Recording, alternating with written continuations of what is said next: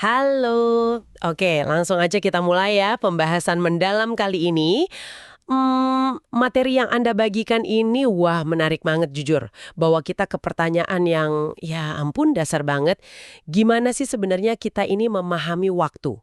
Kita bakal fokus nih, ngupas bab 2 dari sumber Anda. Isinya itu nelusurin gimana cara manusia mikirin waktu itu berkembang gitu. Misi kita bareng-bareng ya, ngebongkar perubahan konsep waktu dari yang tadinya dianggap mutlak sama buat semua jadi sesuatu yang relatif. Dan tentu apa dampaknya ke cara kita lihat kenyataan sehari-hari. Kan seringnya kita mikir, ya waktu jalan terus aja gitu, detik demi detik. Sama aja buat saya, buat Anda, buat siapapun lah. Tapi apa iya sesimpel itu ya? Yuk kita mulai dari gagasan yang udah wah lama banget nempel di kepala kita semua. Jadi gini, dari zaman dulu banget lah, sekitar 1500 sebelum Masehi gitu, orang udah coba ngukur waktu, pakai matahari, bulan, lihat musim ganti ya kan? Bikin jam matahari, segala macam. Terus muncul deh Sir Isaac Newton. Dia punya ide yang wah kuat banget. Waktu itu absolut. Ngalirnya tuh rata, nggak berubah. Nggak peduli ada kejadian apapun di alam semesta. Kayak sungai gede yang arusnya lurus terus, di mana-mana sama aja. Nah, pandangan ini jadi dasar fisika ratusan tahun loh. Waktu sama ruang dianggap kayak ya, bata pondasi alam semesta. Lurus, universal, nggak bisa diganggu-gugat. Kedengarannya logis banget ya buat kita sehari-hari. Betul, betul. Rasanya emang paling masuk akal kalau pakai pengalaman kita kan. Tapi, nah pas akhir abad ke-19, ada penemuan yang mulai bikin goyang nih fondasi tadi. Ternyata kecepatan cahaya itu konstan, tetap. Ini agak aneh awalnya kedengarannya. Kalau pakai fisika normal yang kita tahu sehari-hari, misalnya Anda lari ke arah sumber suara, kan frekuensinya kedengaran lebih tinggi ya. Atau kalau dua mobil papasan, kecepatan relatifnya kan nambah. Tapi cahaya itu beda. Mau Anda diem, atau Anda lari nih ke arah lampu senter, atau malah lari ngejauh, kecepatan cahaya yang Anda ukur itu tetap sama. Sekitar 300.000 km per detik. Nggak nambah, nggak kurang. Tunggu deh. Jadi, maksudnya kalau saya lari kenceng banget nih ke arah lampu mobil gitu, cahaya dari lampu itu nyampe ke mata saya, kecepatannya tetap segitu aja. Bukan kecepatan cahaya ditambah kecepatan lari saya. Hah, aneh banget. Nah, persis. Aneh kan? Justru keanehan inilah yang bikin para ilmuwan dulu tuh garuk-garuk kepala. Mereka mikir ulang abis-abisan. Kalau kecepatan cahaya itu mutlak, saklek segitu aja buat semua pengamat, nggak peduli pengamatnya gerak gimana. Jangan-jangan malah waktu dan ruangnya yang nggak mutlak. Jangan-jangan waktu bisa melambat atau lebih cepat. Ruang bisa melar atau mengerut, tergantung siapa yang lihat dan gimana dia gerak. Ini, pertanyaan yang mengubah cara pandang fisika selamanya. Oke, ini mulai seru nih. Disinilah kan si jenius Albert Einstein muncul. Dia kayak ngebalikin meja gitu loh. Dengan teori relativitas khususnya, dia bilang, "Hey, bukan waktunya yang absolut, tapi kecepatan cahayanya. Cahayalah patokan utama di alam semesta ini, bukan jam kita." Ini benar-benar pemikiran yang, wow, revolusioner banget pada masanya itu. Tepat. Dan efeknya itu, luar biasa. Kalau patokannya kecepatan cahaya yang mutlak, artinya waktu dan ruang jadi lentur gitu. Relatif terhadap siapa yang mengamati. Pengalaman Anda soal waktu bisa beda sama pengalaman orang lain. Tergantung perspektif, terutama soal kecepatan gerak. Di catatan Anda ada contoh bagus yang sederhana sebenarnya. Coba Anda bayangin, Anda lagi duduk di mobil yang ngebut banget. Barang-barang di dalam mobil, kayak botol minum atau HP Anda, itu kan kelihatan diam aja buat Anda, ya kan? Padahal sebenarnya mereka ikut gerak super cepat bareng mobilnya. Relatif terhadap jalanan, mereka ngebut. Relatif terhadap Anda, diam. Atau contoh yang skalanya lebih gede lagi deh. Bumi kita ini kan muterin matahari. Kencang banget loh itu. Sekitar 100.000 km per jam. Itu 1000-an kali lebih cepat dari mobil di tol. Tapi pas Anda lagi santai baca atau dengerin ini sekarang, rasanya diam aja kan? Nah, itu karena kecepatan dan waktu kita itu relatif terhadap kerangka acuan kita, yaitu bumi. Jadi, konsep diem, gerak, bahkan waktu itu sendiri, ternyata nggak sesederhana yang kita kira. Sangat bergantung sama siapa yang ngukur dan gimana kondisi geraknya dia. Tapi keren banget, dilatasi waktu.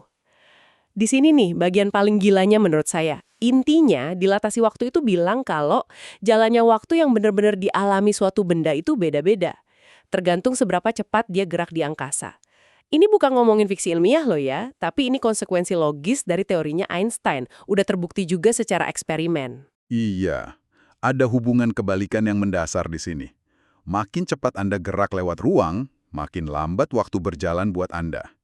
Kalau dibandingin sama orang lain yang geraknya lebih lambat, atau diem, relatif terhadap Anda. Jadi kalau misalnya katakanlah, Anda sama teman Anda punya jam yang sama persis nih, udah disinkronin. Terus Anda pergi naik roket super cepat keliling-keliling galaksi. Sementara teman Anda nunggu di bumi. Pas Anda balik lagi ke bumi, jam Anda itu bakal nunjukin waktu yang lebih sedikit berlalu dibanding jam teman Anda. Dia udah lebih tua dari Anda, gitu kasarnya. Bahkan kalau secara teori ini ya, Anda bisa ngebut sampai nyentuh kecepatan cahaya. Waktu bakal berhenti total buat Anda relatif terhadap pengamat lain yang diam. Gila, jadi kayak di film-film fiksi ilmiah tuh beneran ada dasarnya ya secara teori. Nggak nyangka juga, di materi yang Anda kasih ini ada contoh bagus banget buat ngebayangin ya. Kita kan tahu ya, cahaya matahari itu butuh waktu sekitar 8 menit 20 detik buat nyampe ke mata kita. Terus, cahaya dari bintang paling dekat selain matahari, si Proxima Centauri, itu butuh 4,2 tahun cahaya buat sampai ke kita. Jauh banget itu kan, tapi ingat, itu semua diukur dari sudut pandang kita di bumi. Nah, ini dia pertanyaan pentingnya. Gimana pengalaman perjalanan itu dari sudut pandang si partikel cahaya itu sendiri, si foton? Menurut teorinya Einstein, karena foton itu geraknya pas di kecepatan cahaya, celeng, waktu buat dia itu efektif berhenti. Nggak jalan sama sekali. Nol. Jadi perjalanan 4,2 tahun cahaya yang kita ukur itu, buat si foton kejadiannya instan. Jepret, gitu aja. Nol waktu berlalu buat dia selama terbang antar bintang ke arah kita. Wah, gila. Serius. Jadi buat si foton, perjalanan 4 tahun cahaya itu sekejap, 0 detik. Penulis di catatan Anda ini lalu ngajak kita berandai-andai sedikit nih. Bayangin kalau Anda bisa nebeng partikel cahaya tadi dari Proxima Centauri ke bumi. Dalam sekejap mata itu, yang buat kita di bumi butuh 4,2 tahun, Anda bisa aja ngelakuin macem-macem. Keliling jagat raya, nulis buku kayak si penulis ini, ngerajut sweater, atau malah nemuin solusi semua masalah manusia. Haha, ini tentu cuma main-main pikiran ya, tapi pesannya kuat banget sih. Jadi, sebenarnya apa sih artinya ini semua? Intinya gini, bergerak super cepat itu seolah membeli Anda lebih banyak waktu, relatif terhadap orang yang lebih lambat. Waktu beneran melambat buat Anda.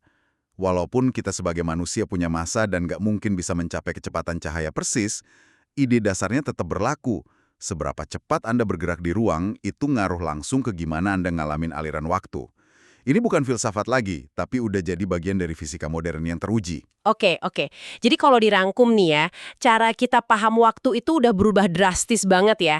Dari pandangan Newton yang bilang waktu itu mutlak, kayak jam dinding raksasa yang detaknya sama buat semua di alam semesta, ke pandangan Einstein yang bilang waktu itu relatif, lentur, bisa melar, mengerut, tergantung kecepatan si pengamat. Kuncinya ada di penemuan kalau kecepatan cahaya lah yang jadi patokan tetap, bukan waktu itu sendiri. Gitu ya? Betul sekali. Poin paling penting yang perlu kita pegang dari pembahasan bab 2 ini, jangan bayangin ada jam universal gede di langit yang detaknya sama di mana-mana. Nggak gitu cara kerjanya alam semesta ini.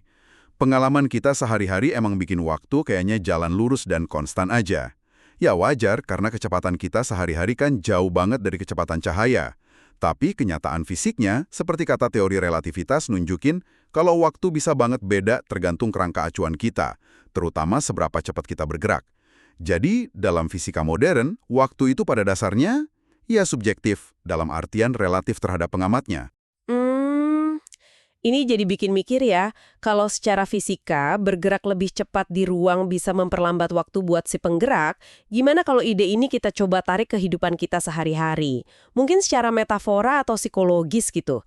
Bisa jadi di bab-bab selanjutnya materi Anda ini ada bahasan soal gimana ngebut dalam kemajuan diri atau memperkaya pengalaman hidup, biar rasanya waktu nggak cepet-cepet amat berlalu. Nah, ini pertanyaan buat Anda renungkan nih, para pendengar. Ada nggak sih cara buat bergerak lebih cepat dalam hidup Anda? Mungkin ya, belajar hal baru lebih intens, ngalamin lebih banyak hal baru, ngerjain target lebih efisien, yang mungkin aja bisa bikin waktu terasa lebih penuh dan bermakna, seolah-olah Anda jadi punya waktu lebih banyak. cuma bahan renungan aja sih. Tapi menarik kan kaitannya?